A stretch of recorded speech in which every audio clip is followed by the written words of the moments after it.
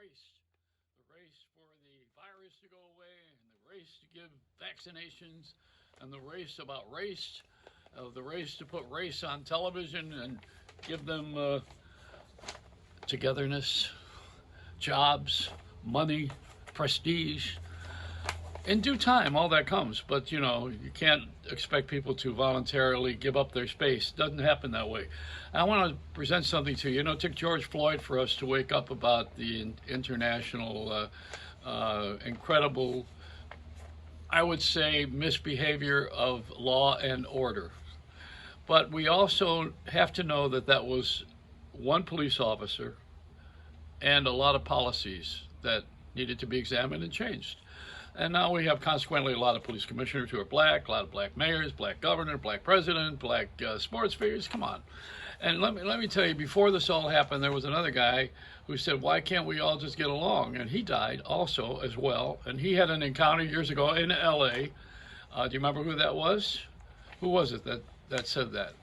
We said, why can't we all get along? Don't you remember that guy? He was treated poorly by the police officers, by the cops.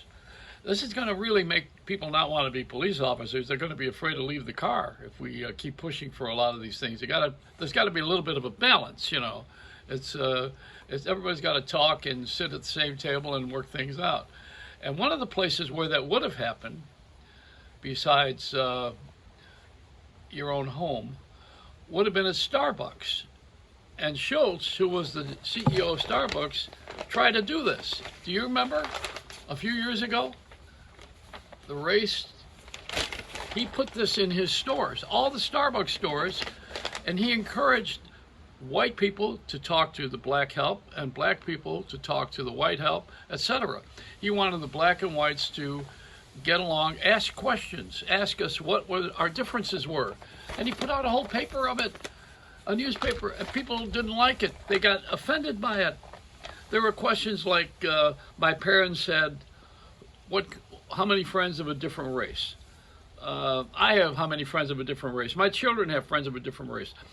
Members of a different race may live on my block or my apartment building. I most often talk to someone of another race at work, home, church, shopping. And this is to try to get us all to talk to each other and race together. This was done by business, done by Starbucks. Now, what is the intention of television networks and ad agencies to push black people into this ad community this way? What's the intention? Because with all of this great behavior change, I've had to change my own behavior, incidentally, which is all I can work on. I can't work on yours. But I can present information. That's what I do. I'm a communicator. And this is the media. And I'm using the media of exchange here.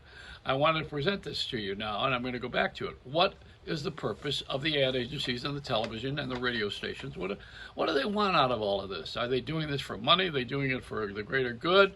And even if they're going to get money out of it, is the greater good more important?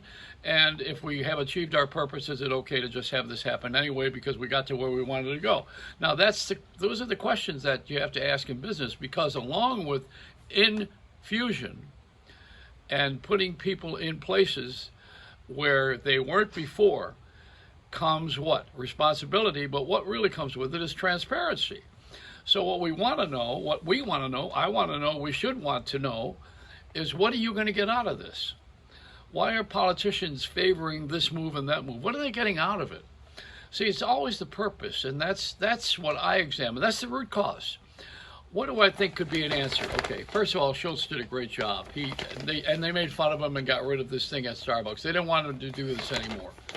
So, what are you going to do? Run to Dunkin' Donuts? If you keep treating the cops this way, there ain't going to be no Dunkin' Donuts.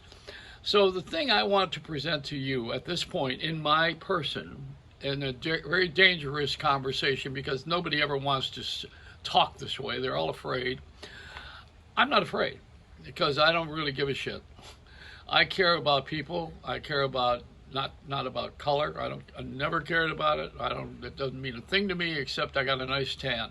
That's all I care about. This lifestyle and the mistreatment we are responsible for as as a country.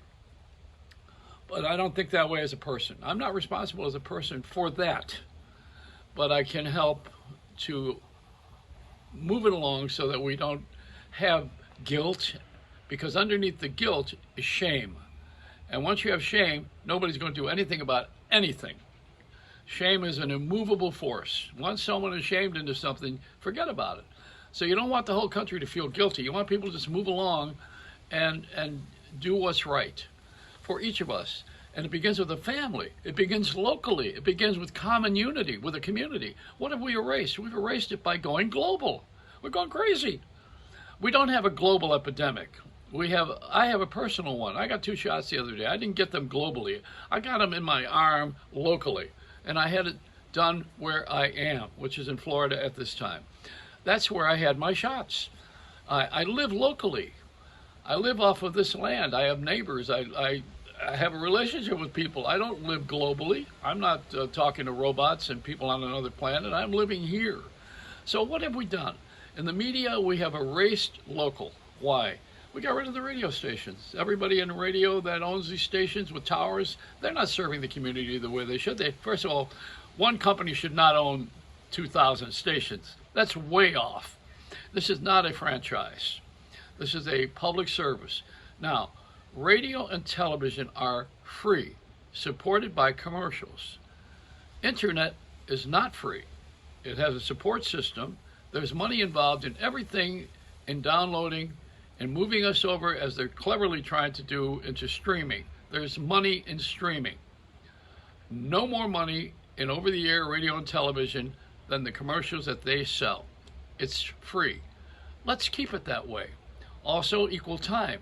When you're on the air and you're local and you're running for office, you have to have a party behind you, or some successful businessman who have a lot of money, or a rich family. Then you can run for office. Because it's all about the money. It's not about the quality of the work anymore. And that's not a color issue. See, so we moved this into a color issue to satisfy that beast, but we're not doing what is the root cause. Creating local. You have local radio, local television. Sounds very good. FM sounds good, incidentally. Supported by local merchants who are not going to advertise on the Super Bowl. And it's also local people who are employed, not nationally, not syndicated, local, local, local. Or as they say in the Latin community, pollo loco, which means you're crazy. So this is it. Mr. Schultz, you were ahead of the curve, and I really applaud you for what you wanted to do for us long before we had to have a tragedy to wake up. Thank you. You're a good man. It's a Reynolds Wrap.